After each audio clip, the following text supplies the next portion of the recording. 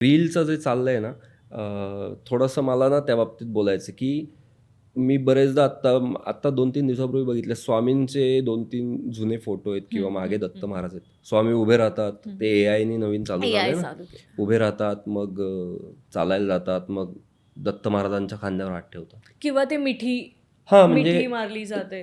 तेच माझं म्हणणं आहे की एआय आहे, चांगलं आहे, पण तुम्ही देवाला देवाच्या ठिकाणी ठेवा.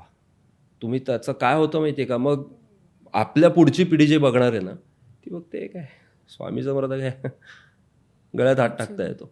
मग ते जे श्रद्धास्थान म्हणतो किंवा आपण देव जे म्हणतो, ते मग त्याचं महत्त्व आपणच कमी करत चाललोय. ती हे लाईन हां, ती एक लाईन कुठेतरी. असते ना, त्याच्या पलीकडे आपण जात नाही. तर ते जाऊ नये म्हणून हे जरा धोकादायक वाटतं मला, हे सगळं आत्ता रील वगैरे जे चाललंय ते. यालाच जोडून एक प्रश्न विचारते. बरेचदा काय होतं, कलाकार किंवा कोणीही सर्वसामान्य व्यक्तीसुद्धा एखादी पोस्ट किंवा काहीतरी बोललेलं असतं देवाबद्दल. सो त्याखाली खूप घाणेरड्या कमेंट्स असतात. हो, हो. सो हे ट्रोलिंग जे आहे, तुम्ही देवाच्या पोस्टलाही सोडत नाहीये. देवाच्या काय कोणालाच सोडत नाही हल्ली.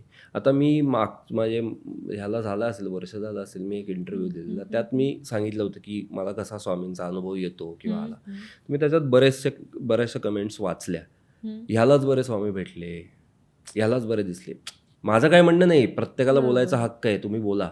पण मला अशा लोकांना फक्त सांगायचं की एकदा तुम्ही करून बघा. तुम्ही किती देवाचं करता, तुम्ही किती मानता. बरोबर आहे ना?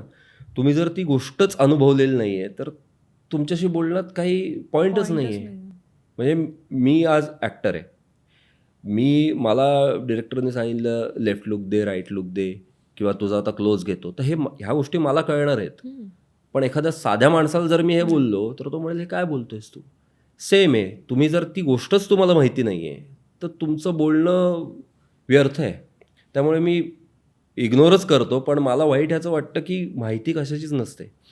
पण एकदा का सुरू झालं, की एकाला आणि जर कधी वाचलं ना, तर विषय बाजूलाच राहतो. एक जण काहीतरी बोलतो, मग त्याच्या खाली त्याच्या 4 लोकं कमेंट बोलतात. मग त्यांचे घरातल्या सगळ्यांचा उद्धार, ह्यांच्या घरातल्या सगळ्यांचा उद्धार. मग शेवटी लास्टला एक जण विचारतो, की "अरे प्रश्न काय होता?"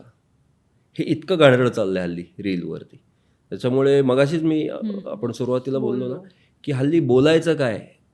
म्हणजे कळत नाही.